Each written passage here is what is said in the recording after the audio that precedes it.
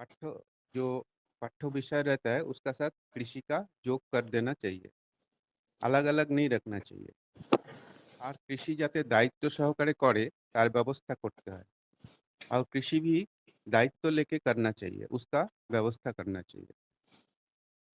आध काठा জমির দায়িত্ব হয়তো একটা ছেলেকে দেওয়া গেল, आधा काठा जमी का दायित्व किसी लड़का को दिया गया है। आधा काठा एक मेजरमेंट होता है, मतलब जमी का मेजरमेंट हाफ काठा। একটা জিনিস ফলাতে গেলে জমি তৈরি, বীজ বোনা ইত্যাদি থেকে শুরু করে পরপর যা যা করা লাগে সবই করবে दायित्व सहकारे। कोई जिनिस उगाने के लिए पहले जमीन तैयार करना है, बीज बोपन करना है, इससे शुरू करके परपर जो जो करना चाहिए वो सब दायित्व सहकार में करना चाहिए। যদি পোকা লাগে তাও কিভাবে তাড়াতে হবে সেই ব্যবস্থা করবে। अगर कीड़ा लग गया तो उसको कैसे भगाना है उसका इंतजाम भी करना चाहिए। तीक्ष्ण नजर रखते हैं सब दिके, चारों तरफ तीक्ष्ण नजर रखना चाहिए। সঙ্গে সঙ্গে সে হিসাব রাখবে এর পেছনে তার পয়সা ও শ্রম কত ব্যয় হলো। इसका साथ भी उन्होंने हिसाब रखेगा कि कितना पैसा खर्चा हुआ और कितना लेबर लगा है। श्रम श्रम मतलब लेबर। জিনিসটা যা হলো বিক্রি করলে কত পাওয়া যেত তাও হিসাব করবে। जो फसल उगाया है वो बेच देने से कितना पैसा मिलेगा उसका भी हिसाब रखना चाहिए। অভিজ্ঞতা লাভের জন্য প্রয়োজন হলে তা নিজে হাটে গিয়ে বিক্রয় করবে। एक्सपीरियंस गैदर करने के लिए वो जो सामान है जो उगाया हुआ है वो हाट में ले जाके बेच देगा। অবশ্য শ্রদ্ধার অবদান স্বরূপ নিজের অর্জানো জিনিস যদি ৫ জনকে দেয় সেই ভালো। अगर अ, जो उसने श्रद्धा सहकार के उगाया है, अर्जन किया है, वो अगर और ৫ জন को दे देता है तो वही अच्छा है। কিন্তু সবটা যদি তার হিসাবের মধ্যে থাকে তাহলে प्रॉफिटेबल मैनेजमेंट জিনিসটা শিখবে। लेकिन सब कुछ अगर उसका हिसाब का अंदर है तो लाभजनक परिचालना कैसे करना है वो सीखेगा। কোনো একটা কাজ যদি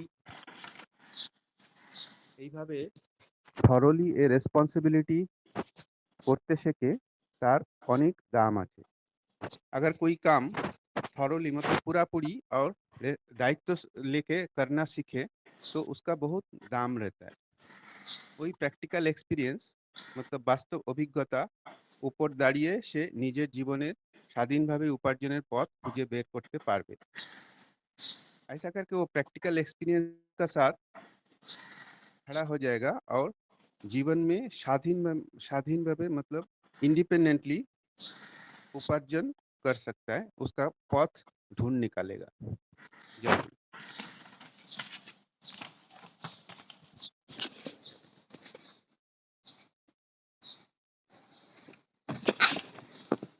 जय गुरु।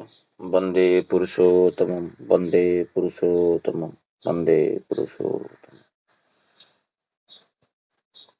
आज का विषय वस्तु सोमनाथ दा बहुत सुंदर भाव से बंगाली में पढ़ के फिर हिंदी में ट्रांसलेट किए और ये वही दक्षता वृद्धि के प्रति श्री जी ठाकुर जी के उदाहरण दिए हैं। बहुत सुंदर उदाहरण। मनुष्य का ये end to end completely 100% delivery के ऊपर एक तथ्य भित्तिक की बातें रखे हैं यहाँ पर जो कृषि को लेके। तो ये कृषि क्षेत्र में आजकल सब प्रत्येक व्यक्ति निरुत्साह हो रहा है। तो उसी संबंधित एक बातें रखे हैं जो किसी को छोटा सा जमीन दे के उसमें कैसे फसल उगेगा, कौन सा टाइम में उसको कल्टीवेशन के टाइम में बीज विपन्न होगा कि फसल होने के बाद उसमें कब टाइम में फर्टिलाइजर डालना है कि कीटनाशक जो है, तो वो सब की बातें करके श्री ठाकुर जी कहाँ पर कैसे संरक्षण करना है, कितना परिमाण में लोग को देने से उसमें प्रॉफिट कर सकता है वो। कुछ लोग को ऐसे जब भी सुविधा होगा उसको मार्केट में लेके खुद बेचेगा। इसी संबंध में एक बहुत सुंदर बातें श्री ठाकुर जी रखे हैं हमारा जीवन दक्षता की वृद्धि करने के लिए। मैं मनीषता को बोलूँगा थोड़ा-सा इसके ऊपर संक्षेप में आलोचना रखें, फिर आगे दादा माँ लोग हैं, सब लोग आलोचना रखेंगे।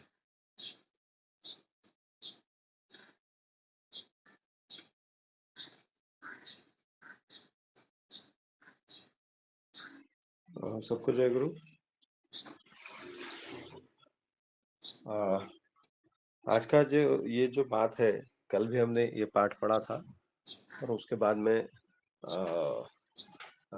हमारी माँ के ऊपर, आप सबकी कलम कर माँ के जो उनके याद में हमने कल का सेशन कंप्लीट किया और कल मैं कुछ बोल नहीं पाया था, आज थोड़ा सा मैं उस विषय हाँ, में मनीष दा कल एक्चुअली सब प्रार्थना का समय हो गया था, तो आप थोड़ा-सा उसी से कंटिन्यू करिए, क्योंकि कल आप टोटल बोल नहीं पाए थे। हाँ, जय गुरु। हाँ, जय गुरु। तो आप सभी का बहुत-बहुत धन्यवाद। जो लोग कल बात बोले थे और कल का दिन जो है मेमोरेबल हुआ और एक विशेष बात जो है, सारा कार्यक्रम हो जाने के बाद में मैंने ये जो पार्ट है, जो डब्लू दा जो बोले थे, वो पार्ट मैंने स्पीकर के ऊपर चलाया और सभी लोगों ने बहुत गंभीर भाव से उसको सुना और सभी लोग, मतलब जो वातावरण है बहुत गंभीर हो गया था और लोगों का भी यही रिस्पांस था कि मतलब कुछ लोग, जो बहुत लोग तो जानते थे, लेकिन जो लोग थोड़े से दूर के रिश्तेदार थे तो उनको नहीं मालूम था ये बातें, तो वो भी, उन्होंने भी अपना विचार व्यक्त किया कि हम तो ये सब जानते नहीं थे कि इतना, मतलब इस तरह का एक उनका कैरेक्टर था। तो मैं सभी को और शशिकांत भाई को मैं धन्यवाद जनाता हूँ, जो कल ये जो सेशन हमने किया माँ की याद में। आज का ये जो विषय वस्तु है,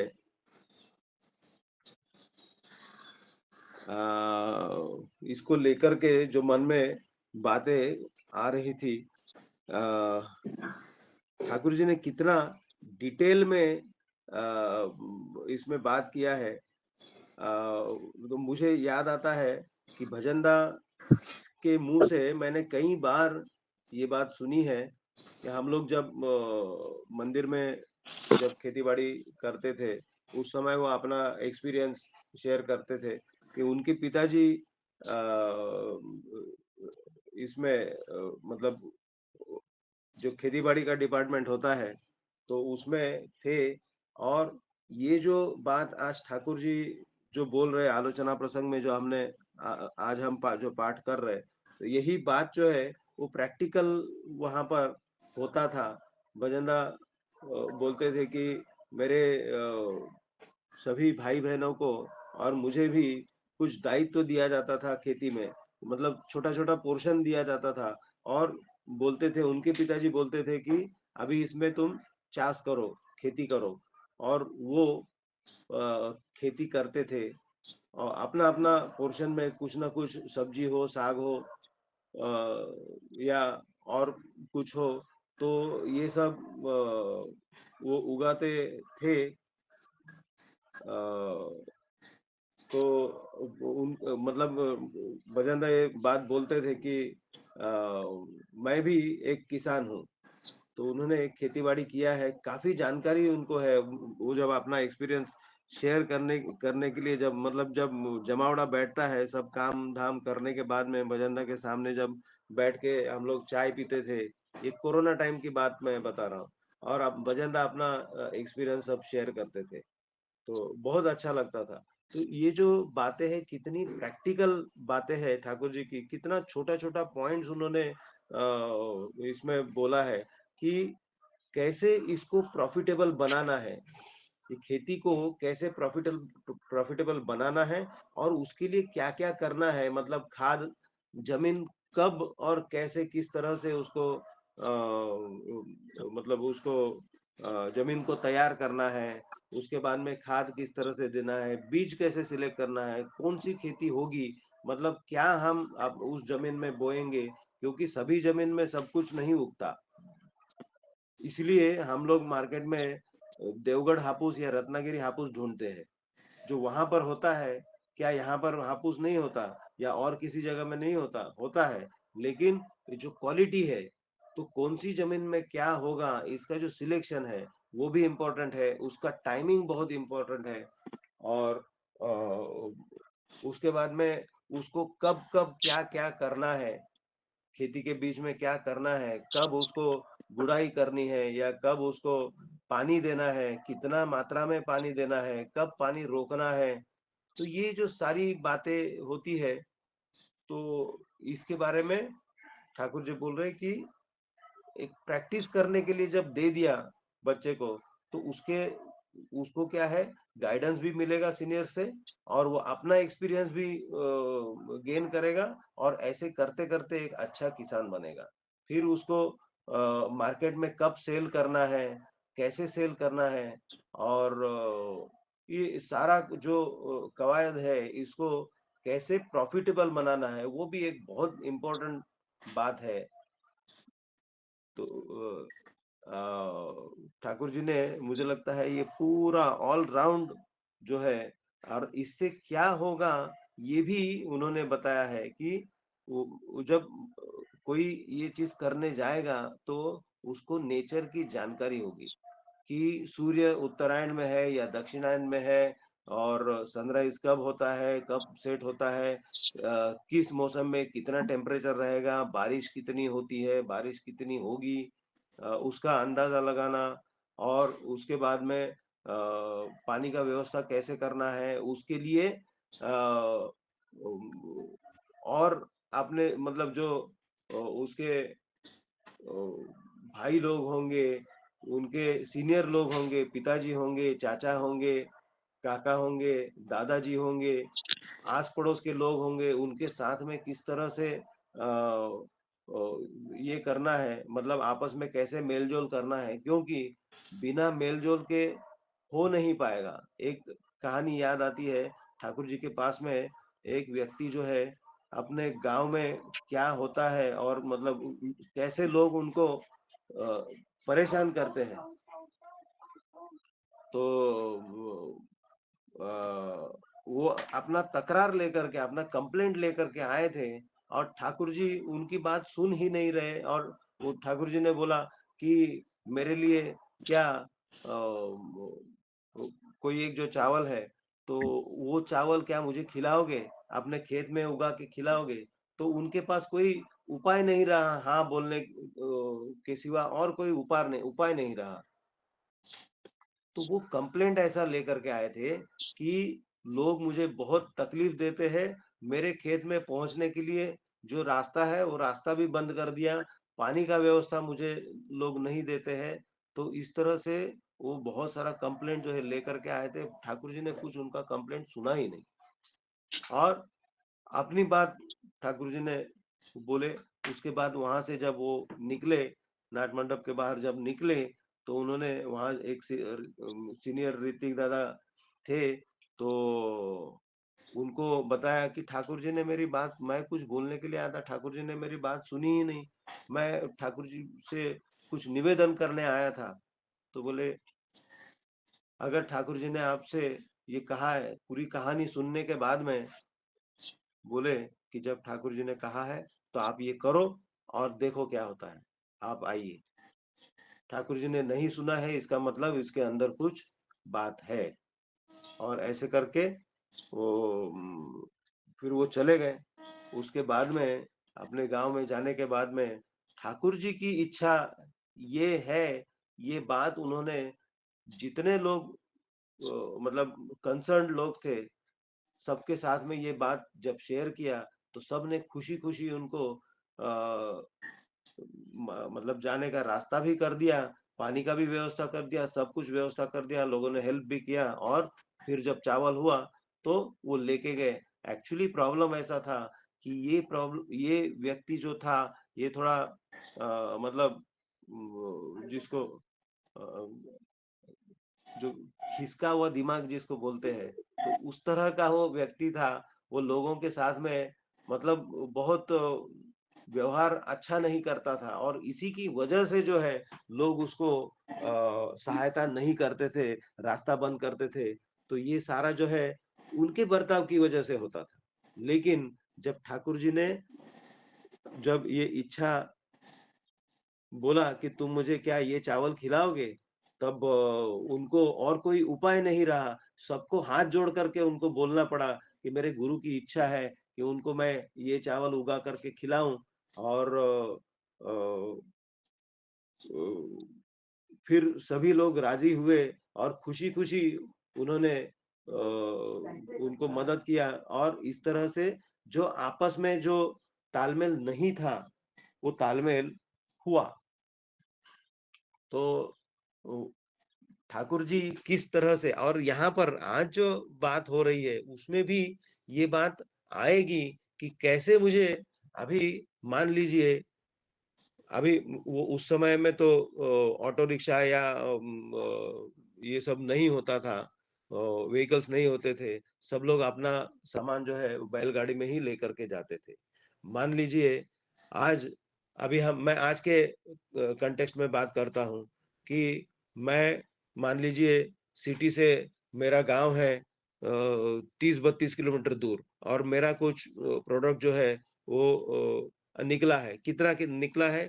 मान लीजिए 22-25 किलो निकला है। कुछ मान लीजिए 22-25 किलो टमाटर निकला है, 2-4 किलो मिर्ची निकला है और कुछ निकला है। तो उसके लिए मुझे वो अगर शहर में लेकर के आना है, तो मुझे एक ऑटो हायर करना मुझे परवड़ेगा नहीं। उसका जो दाम होगा वो बहुत ज़्यादा होगा। लेकिन गाँव से अगर कोई एक ऑटो लेकर के निकल रहा है, तो उसमें मेरा सामान मैं अगर जैसे शेयर रिक्शा होता है, उस तरह से मेरा सामान अगर मैं उसमें डालता हूँ, तो मुझे कम पैसे में मेरा काम हो जाएगा। तो इसके लिए चाहिए एक दूसरे के साथ में समन्वय। तो ये समन्वय कैसे करना है, तो ये भी एक सीखने वाली बात है और आज के जो बात है ठाकुर जी की उसमें ये भी बात आई है। तो मुझे लगता है कि ठाकुर जी ने जो बोला, ये पूरा कैसे एक खेती को सक्सेसफुल बनाना है, सस्टेनेबल बनाना है, प्रॉफिटेबल बनाना है। तो ये जो सारी बात ठाकुर जी ने आज के ये जो चर्चा थी उसमें ये बात आई है। तो मैं मेरा ये 2 शब्द को मैं यहाँ विराम देता हूँ। मेरा जो जो समझ था मैंने यहाँ पर बोल दिया। शशिकांत भाई जय गुरु, सबको जय गुरु। जय गुरु।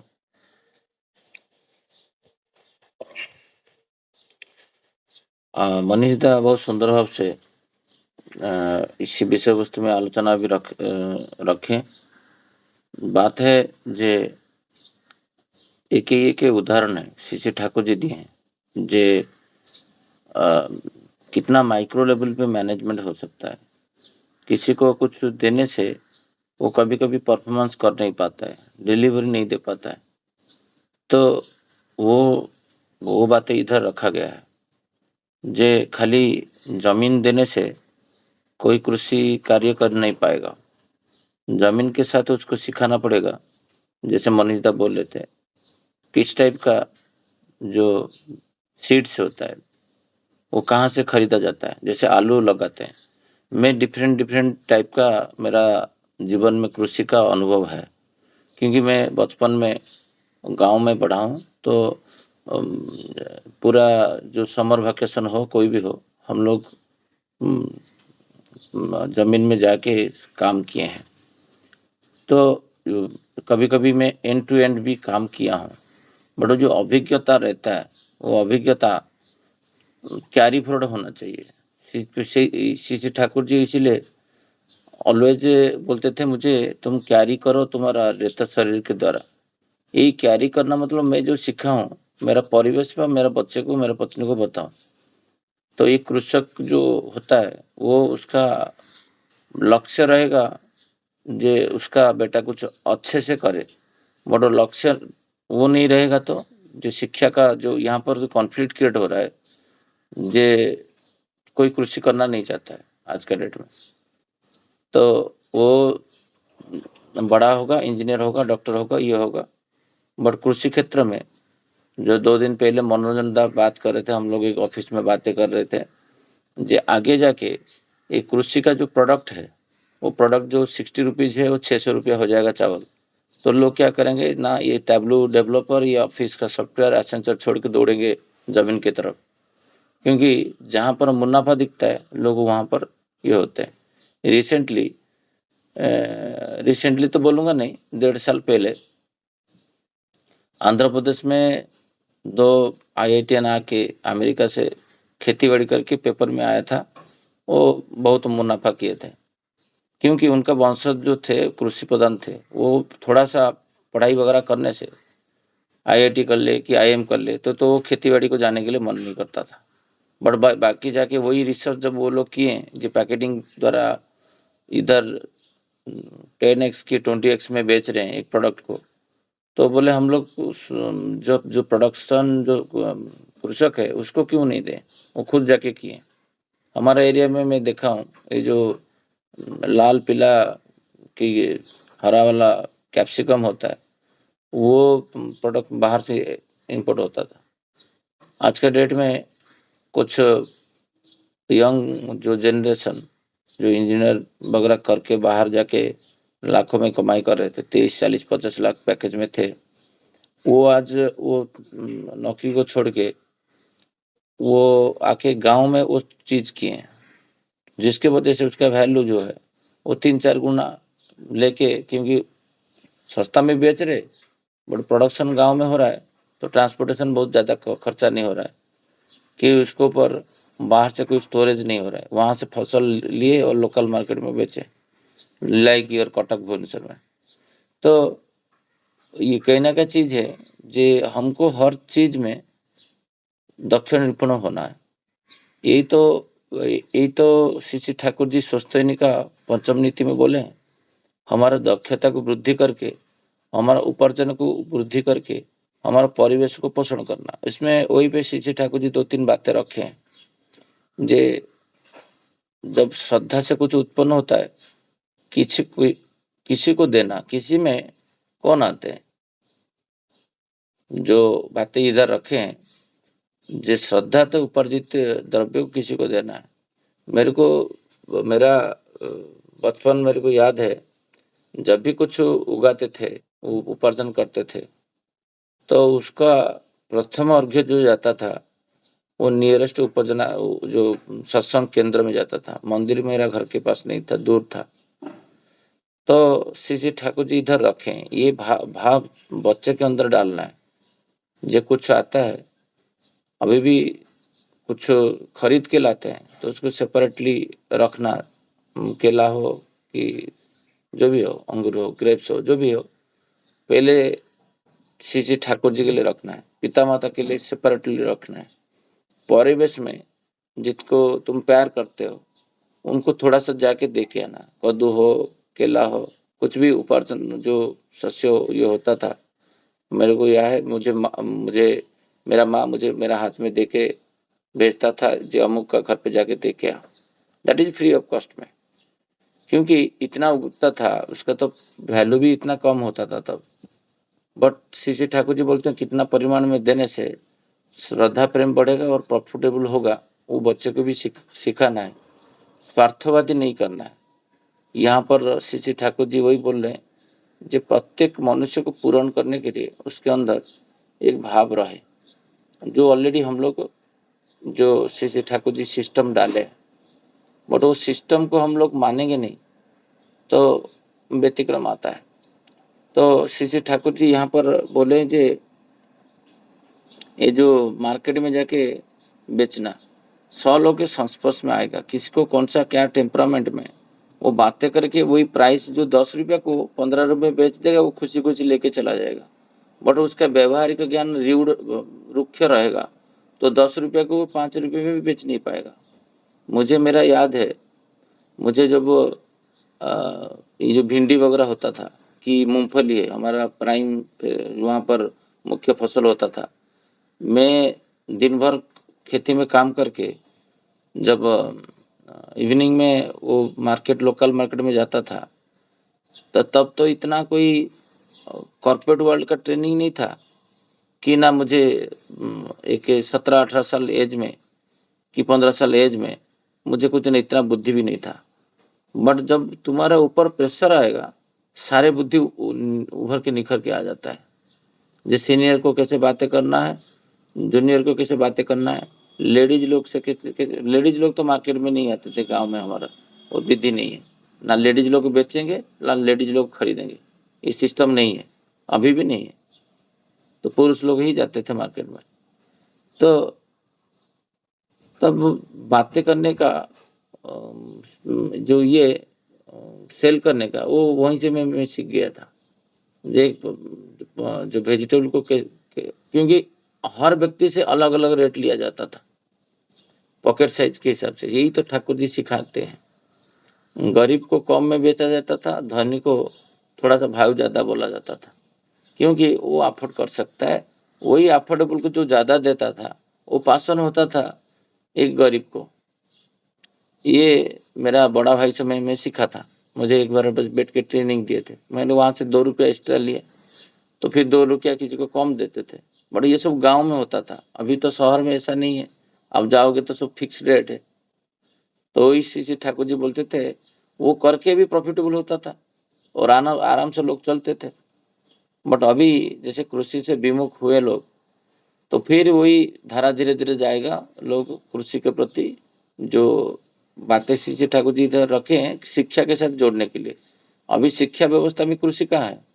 कोई स्कूल में एग्रीकल्चर लैंड है क्या? वो तो वहाँ पर एक क्रिकेट फील्ड है, वहाँ पर क्रिकेट खेलते हैं, फुटबॉल खेलते हैं। तो शिक्षक कृषि सिखाएगा क्या? बट जब पहले जमाना में नालंदा विश्वविद्यालय वगैरह में तो कृषि सिखा जाता था। अभी रिसेंटली हम लोग उज्जैन गए थे, प्रज्ञा में रास्ता में आते आते एक आश्रम पड़ा, और वो आश्रम में बहुत सुंदर आश्रम था। तो बोले आश्रम में देख के जाते हैं। तो वहाँ पर हम 5-7 घंटा काटे थे। जस्ट मध्य प्रदेश और महाराष्ट्र बॉर्डर में, वो एरिया मेरे को याद नहीं आ रहा है। बट वहाँ पर देखा, उसका 1/4 जमीन जो है वो कृषि है, पूरा रखा गया है। तो जो पूछा वहाँ पर जाके, जो वहाँ पर जितना स्टूडेंट है, और वहाँ से देखा जो 50% गौशाला एंड कृषि में है, बाकी 50% स्कूल एंड इंफ्रास्ट्रक्चर है। बहुत बड़ा एरिया है। मुझे जो अच्छा लगा, शशि जी ठाकुर जी जो बोलते थे, आप सुने होंगे, आप तो 50 वॉल्यूम तक पहुंच गए। ऑलवेज आश्रम में एक कृषि का पाठ रहता था। अभी भी देवघर में कृषि का पाठ है। किचन गार्डन जो ठाकुर जी पसंद करते थे, कुछ उगेगा उसी से लोग खाएंगे। तो वहां पर देखा तो बच्चे लोग तो नहीं थे तब, क्योंकि छुट्टी वगैरह कुछ चल रहा था। बट उनको एक 2 क्लास वो जाके कृषि करेंगे, हर दिन उगाएंगे उसको, मैंने पानी स्प्रे करेंगे, फिर इसको खुद वेजिटेबल ये करेंगे, और वही जो उपार्जित वस्तु है, मैंने उपार्जित खाद्य संग्रह करेंगे, वहीं से वो लोग वहाँ का कैंटीन चलाते हैं। तो ये तो जो बातें श्री ठाकुर जी बोलते हैं, ये ठाकुर जी का इच्छा है, इंटरेस्ट है। बड़ी इच्छा को परिपूर्ण करने के लिए जहाँ पर हमको इंस्पिरेशन देना है, जैसे मेरा गांव में है, अभी सारे जमीन धीरे धीरे और एग्रीकल्चर कम होते जा रहा है, क्योंकि लोग शहरीकरण हो रहे हैं और शहर में जा रहे हैं, और वहाँ पर लेबर मिल नहीं रहे, यहाँ पर वो बातें रखे गए हैं। तो ये जो 2 व्यक्ति आके जैसे दिखा दिए, ऐसे धीरे धीरे स्प्रेड होगा वर्ड माउथ।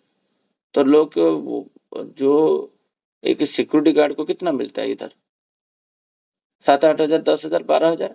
बट उसका जो मालिक है, जो कंसल्टेंट उसको लेके आता है, वो उसको 10 हजार दे तो 5 हजार उसका कमीशन है।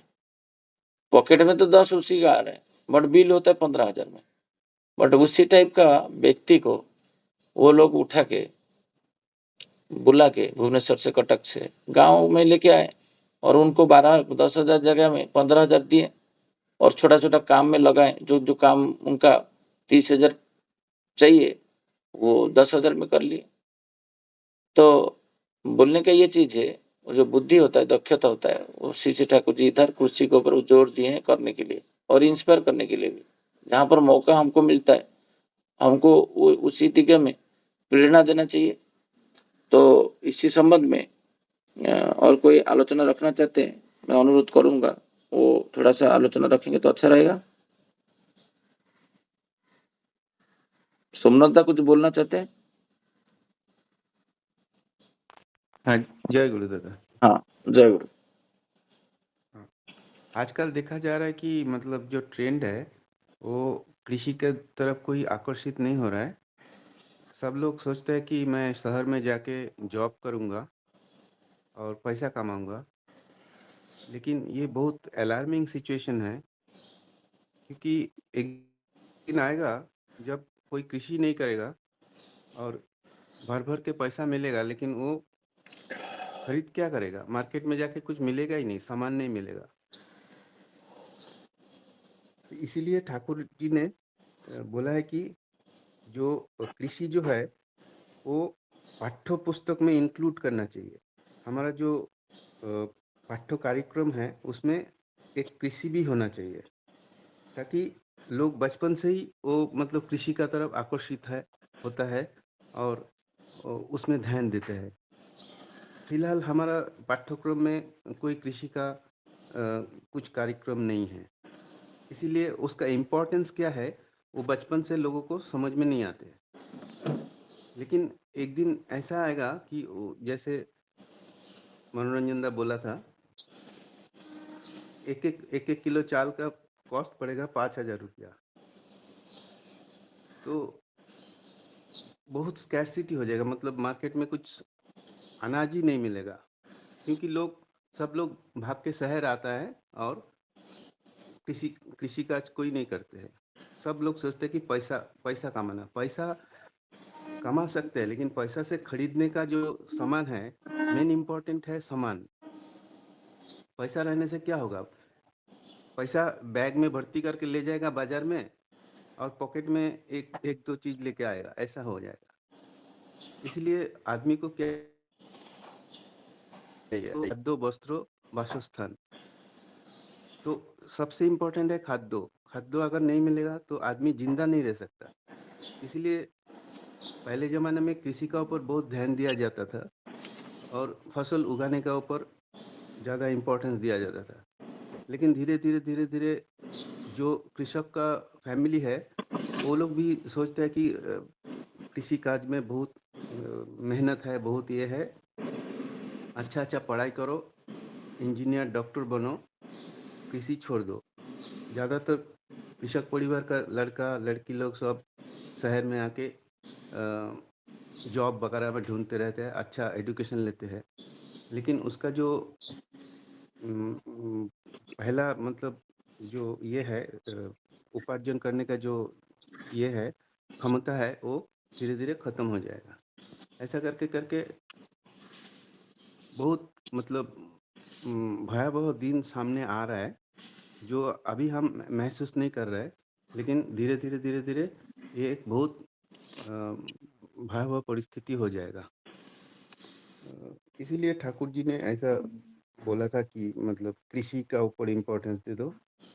और ठाकुर जी ऐसा सजेस्ट किया था कि एक एक लड़का को आधा काठा जमीन दे दो और उसमें उसको फसल उगाने दो, और फसल उगा के वो अच्छा से उसको देखभाल करे और फसल उगा के उसको बाजार में जाके बेचे और कुछ प्रॉफिटेबल मैनेजमेंट कर सके, लाभजनक परिचालना कर सके।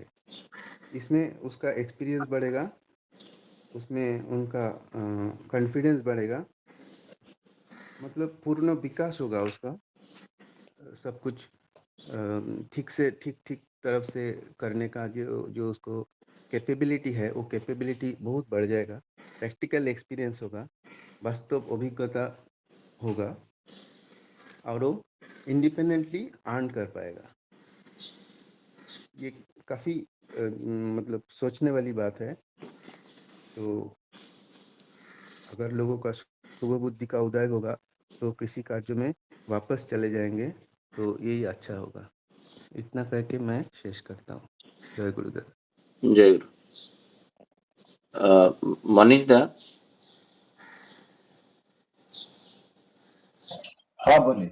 यहाँ पर जो बातें श्री ठाकुर जी रखे हैं, जो कृषि के बाद में उसको मार्केट में जाके बेचने के लिए, आज का समाज में पिता माता उसको अलाउ करेंगे जाके मार्केट में बेचने के लिए? वो गांव में होता है, शहरीकरण में बहुत प्रॉब्लम है।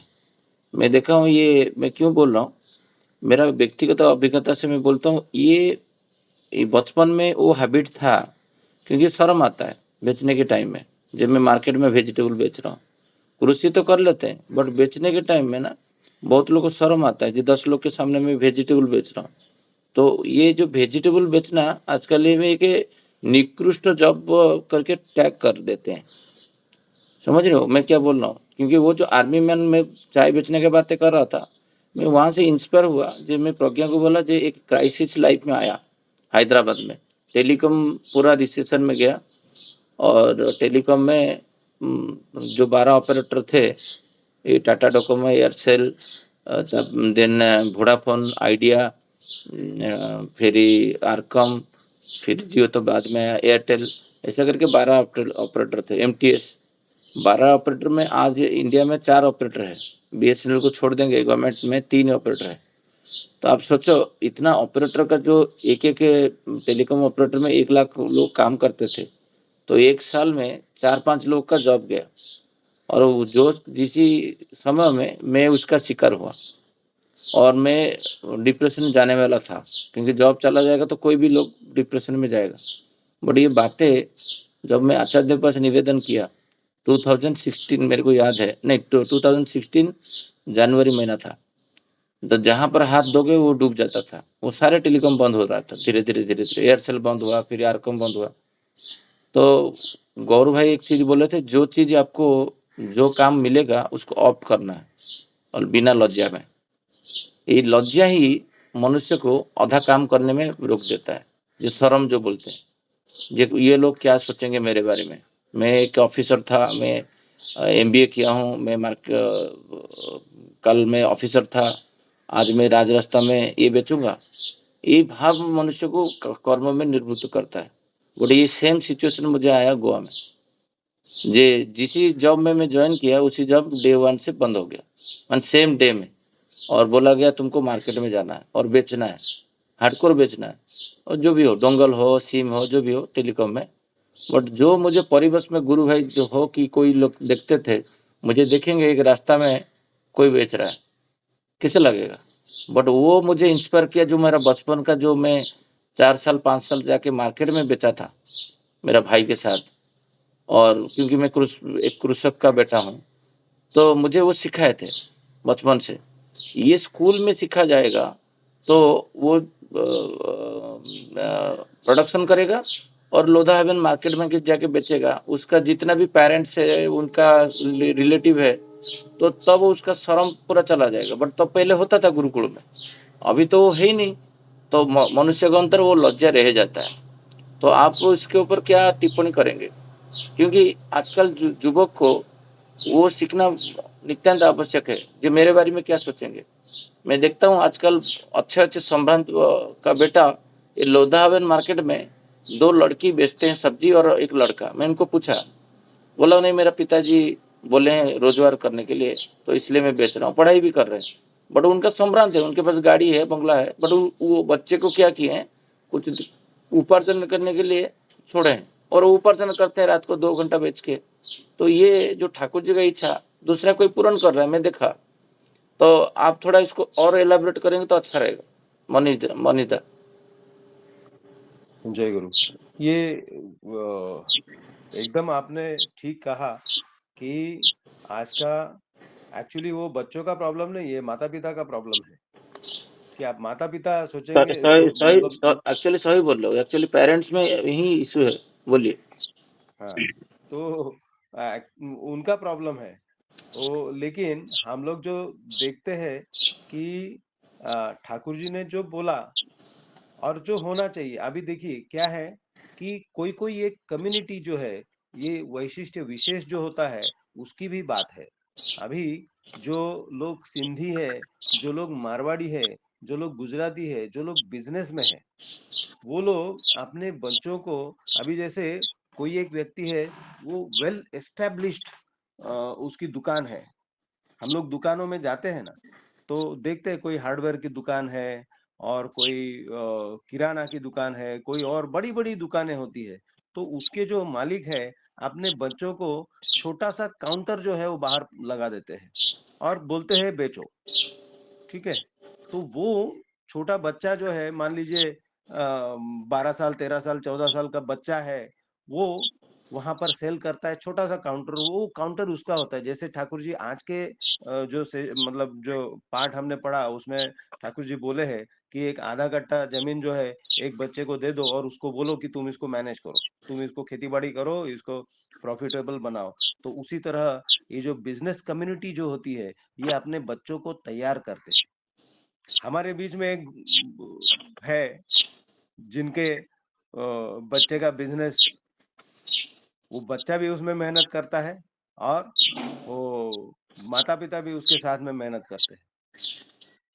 तो इस तरह से बच्चों को तैयार करना चाहिए इनफैक्ट। वो ये जो मतलब जो शर्म वाली जो एक जो बैरियर होता है, वो बैरियर टूटना चाहिए कि मैं कैसे रोड पर खड़े होके कुछ सामान बेचूँ। तो ये जो बैरियर है, ये बैरियर को ब्रेक करना ज़रूरी है। उसके लिए माता-पिता को उनको मदद करनी चाहिए। कि जाओ, काम करो। तो ये बहुत ही ज़रूरी है, लेकिन ये जो अभी जैसे महाराष्ट्र के जो लोग हैं, आपने देखा होगा आप महाराष्ट्र में हैं, तो आपने देखा होगा कि महाराष्ट्र के जो लोग हैं, वो उतना बिज़नेस कर नहीं पाते, उतना अच्छा से बिज़नेस नहीं कर पाते। उनका मतलब एक एटीट्यूड है, लेना है तो लो, नहीं तो जाओ। तो इस तरह का एटीट्यूड नहीं चलेगा। तब फिर आप ग्राहक जुटा नहीं पाओगे। ग्राहक जुटाने के लिए आपको आपकी वाणी के ऊपर बहुत अ, एक लड़का, एक गुजराती लड़का मैं बहुत साल मतलब लगभग 35 साल पहले की बात बता रहा हूँ, अब अभी भी मुझे याद है। वो इतना कॉन्फिडेंटली बोल रहा है कि तुम मुझे जो मार्केट में ओपनली ₹100 में मिलता है कोई एक चीज़, एक चीज़ जो है वो ₹100 में मिलता है। वो बोलता है मैं 120 में बेच के दिखाऊँगा। कितना कॉन्फिडेंस है। वो कैसे करेगा? सिर्फ अपनी बात के ऊपर, अपनी वाणी के ऊपर। वो बेच के दिखाएगा। मतलब वो ऐसे झांसा देगा, एक्चुअली वर्ड शायद गलत हो जाएगा यहाँ पर, लेकिन उसका कॉन्फिडेंस ऐसा है कि वो ₹100 का चीज़ 120 में बेच के दिखाएगा, वो बोल रहा है। मतलब उसका कॉन्फिडेंस है कि मैं सेल कर पाऊँगा, मैं कर पाता हूँ, ये चीज़ मैं कर पाता हूँ, तभी वो बोल रहा है कि मैं ये करके दिखाऊँगा। तो कैसे?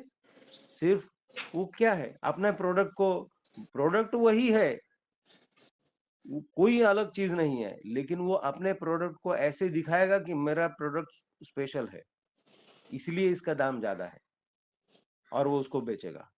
तो ये एक तरह का स्किल है, लेकिन मैं जो अभी बोला कि ये डिपेंड करता है कम्युनिटीज़ के ऊपर। तो मतलब कुछ-कुछ लोगों के ब्लड में वो बिज़नेस करना होता है, कुछ-कुछ लोगों के ब्लड में वो चीज़ नहीं होता है। फिर भी अ, सीख तो सकते हैं, जब ज़रूरत पड़ेगी। अभी सबका सभी परिवारों में स्टैंडर्ड ये नहीं होता है, कंडीशंस नहीं होता है। हमारे एक गुरु भाई है, उनका बेटा बहुत सक्सेसफुली एक होटल बिज़नेस अभी चला रहा है। तो और उसमें उसके माँ-पिताजी दोनों ही उसको सपोर्ट करते हैं, उसको सेट करने के लिए। तो हमें वो अपने बच्चों को ये एक्सपीरियंस लेने के लिए एनकरेज करना चाहिए और तभी मुझे लगता है कि बच्चे सक्सेसफुल होंगे। उनके ये जो बैरियर जो होता है वो ब्रेक करना है। ये एक्चुअली नहीं करोगे ये वाला जो चीज नहीं धीरे-धीरे हट जाएगा ना आगे जाके। श्री श्री ठाकुर जी जो द्वितीय खंड में हम पढ़े थे, जो प्रकृति तुमको बाध्य करके ही सही वही काम करवाएगा। जैसे इज़राइल में एंड रसिया में अभी आपका 18 साल हो जाने के बाद आपको एनी हाउ आपका एक पीरियड आपको चूज करना पड़ेगा, 2 साल आपको जाके आर्मी में काम करना पड़ेगा, कितना भी हो। सपोज आप नहीं करोगे, आपको पेनलाइज करा जाएगा। मतलब वो क्षेत्रीय कम्युनिटी खत्म हो जाने के बाद कोई रक्षा करना नहीं चाहा, तो उनको कंपल्सरी करना पड़ेगा।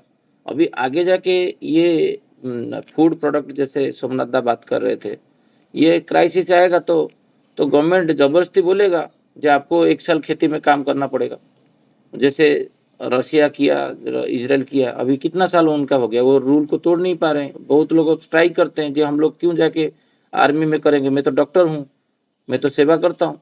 फिर भी एक डॉक्टर को जाके आर्मी काम करना पड़ता है कंपल्सरली, क्योंकि कोई नहीं चाहा बॉर्डर में काम करना। तो कोई जब नहीं चाहेगा जो कृषि नहीं करने के लिए, तो खाना पे मिलेगा नहीं। जब वो पेट तो जितना बड़ा कोल्ड स्टोर करो, प्रोडक्शन नहीं होगा तो स्टॉक आएगा कहाँ पर। तो आगे जाके सब लोग विमुख हो जाएंगे कृषि के प्रति। तो जो ठाकुर जी का नियम है, सेकेंड नियम, जो प्रकृति तुमको बाध्य कराएगा रूल डाल के, तब तो तुम कहाँ जाओगे, कुछ कर नहीं पाओगे। तो अभी एक रिसेंटली प्रज्ञा और मैं गए थे लोधावन में कुछ सामान लाने के लिए, और वो रेगुलर एक दुकान से लाते हैं। वो देखा उसका बेटा नहीं है, तो वो दुखी है। वो भाई साहब को पूछा, तो जब जान पहचान हो गया, बोला आप कितना दुखी क्यों हो? ना मेरा बेटा मुझे छोड़ के चला गया। बोल क्यों? ना, वो जैसे वो ग्रेजुएशन पास किया, उसका वो अच्छा नंबर से आया, वो अभी बोल रहा है मैं आपके साथ बैठ के ये ग्रोसरी छोटा दुकान में ये नहीं हुआ, मेरा दोस्त लोग देख के क्या बोलेंगे, मैं ग्रोसरी बेच रहा हूँ। आप सोचो उसका मानसिकता के ऊपर इतना प्रभाव पड़ा, वो छोड़ के जा रहा है। मैं अभी कुछ दिन पहले देखा, वो हमारा कासारियों का जो गेट वन है वहाँ पर सिक्योरिटी गार्ड कर रहा है। अच्छा, सिक्योरिटी गार्ड इतना इज्जतदार काम है, और पापा के साथ बैठ के ग्रोसरी बेचना वो क्या इज्जतदार काम नहीं था? तो यही होता है आजकल जो युवा समाज में परिवेश में होता है, जहाँ पर आपका हाथ जाता है, जिससे भी मिलते हो उसको ठाकुर जी की बातें बोल के उसको कैसे प्राउड फील करना है। जी, मैं जो काम कर रहा हूँ अभी भी गांव में, मैं कितना चल मेरा नी इशू जब नहीं था, मैं गांव में गया तो मैं घर पे बैग रख के मैं खेती में जाता था माँ को लेके पहले।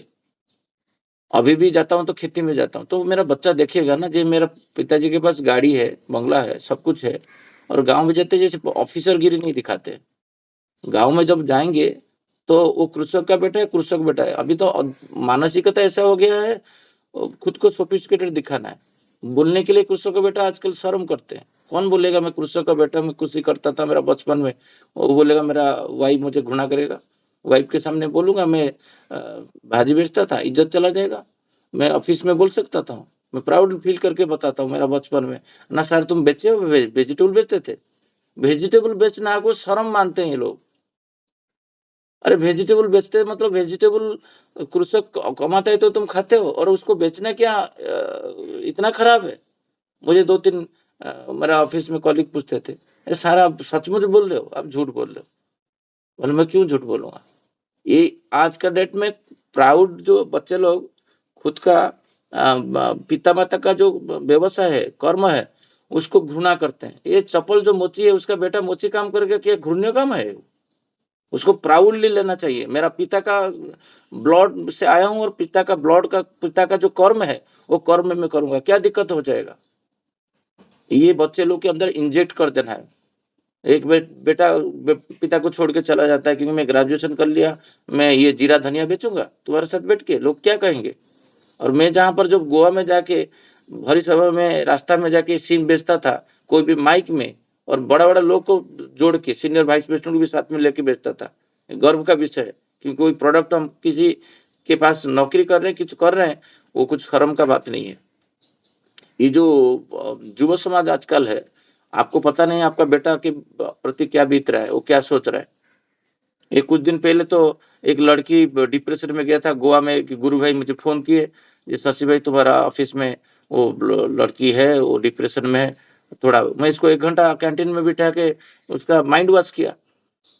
ये तुम संसार को चेंज कर सकते हो, वो डिप्रेशन में चले जाते हो। तो यही बातें आजकल जो कृषि के प्रति एक स्पृहा और श्रद्धा जितना हो सकता है मैं खुद व्यक्तिगत भाव से करूंगा, और बाकी लोग को इंस्पायर करना है। और इसके ऊपर सोमनाथ मनीष दा आज बहुत सुंदर भाव से आलोचना किए। तो आज का विषय वस्तु को, आलोचना को यहाँ पर हम लोग विराम देते हैं। आज का थोड़ा उपस्थिति कम है। वंदे पुरुषोत्तमम, वंदे पुरुषोत्तमम, वंदे पुरुषोत्तमम। जय गुरु सबको। जय गुरु दादा, जय गुरु। सबको जय गुरु। आज संडे है तो आज का अटेंडेंस जो है वो सब्सटेंशियली कम हुआ है।